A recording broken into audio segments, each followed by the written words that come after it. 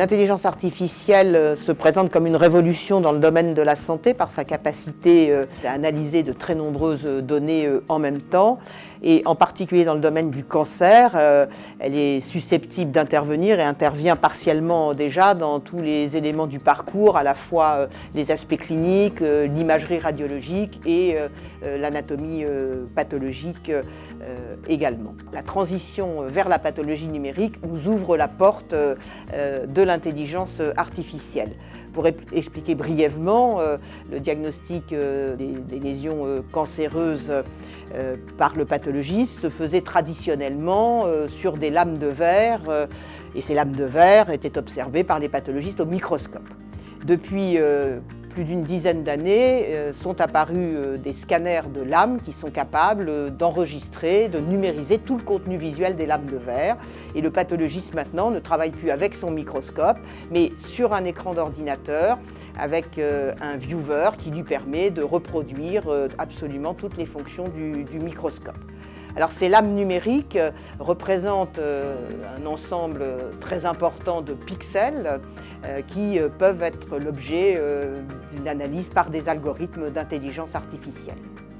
Alors, ces algorithmes sont de diverses natures. Certains apportent une aide au diagnostic pour le pathologiste, par exemple dépister des petits foyers de cancer et évaluer leur gravité, ce que l'on appelle le grade des tumeurs. Alors, deux intérêts à ça. D'une part, c'est un gain de temps pour le pathologiste et deuxièmement, il y a une précision plus grande du diagnostic. Dans le domaine également de l'aide au diagnostic, vous savez qu'en matière de cancer, les pathologistes réalisent l'analyse de biomarqueurs. C'est pas très facile sur une lame de verre de quantifier le nombre de cellules tumorales qui vont exprimer tel ou tel marqueur.